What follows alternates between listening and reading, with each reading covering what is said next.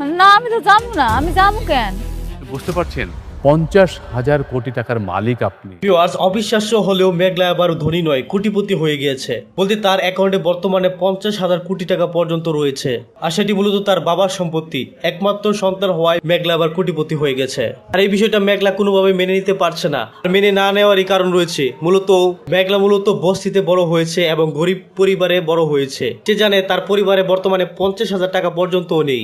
এখন কোনো ভদ্রলোক এসে যদি তাকে বলে 50,000 কোটি টাকা তার অ্যাকাউন্টে রয়েছে, আর তখন তো মাথায় আকাশ ভেঙে পড়ার মতোই অবস্থা। তবে ভিউয়ার্স, বিষয়টা আশ্চর্যজনক হলেও বিষয়টা একদমই সত্যি। তো মেঘলাকে যারা লালন পালন করছে তারা মূলত তার পালিত বাবা মা। মেঘলার আসল বাবা মা মেঘলাকে আরো বহু বছর আগে হারিয়ে ফেলেছে। তো শেষ পর্যন্ত গভীর সন্তানের ফলে মেঘলাকে খুঁজে পেয়েছে তারা।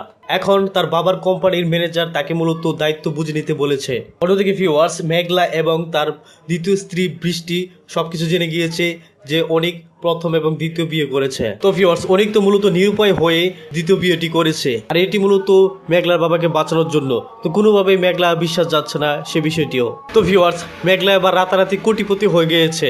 এখন কি অনিকের সাথে ঘটে যাওয়ায় সেই সকল বিষয়ে চরম প্রতিশোধ নেবে, নাকি মেঘলা আবার অনেককে কিনে নিবে? তো ভিউয়ার্স, কি হতে যাচ্ছে গরিব ঘর রাজপুত্র নাটকের 12 নম্বর এপিসোডে, আর সেই সকল বিষয় দেখতে পারবেন 12 নম্বর এপিসোডে, বলতে আগামী মঙ্গলবার দিন দুপুর ঠিক 12টায় কারোহিম ইউটিউব চ্যানেলের মধ্যে। তো ভিউয়ার্স, আপনার কে রয়েছেন গরিব ঘর রাজপুত্র নাটকের প্রথম নাম্বার এপিসোড থেকে শুরু করে 11টি এপিসোড দেখে ফেলেছেন এবং আরও বহুদূর এপিসোড দেখতে চান, সেটি অবশ্যই কমেন্টে লিখে জানতে পারেন।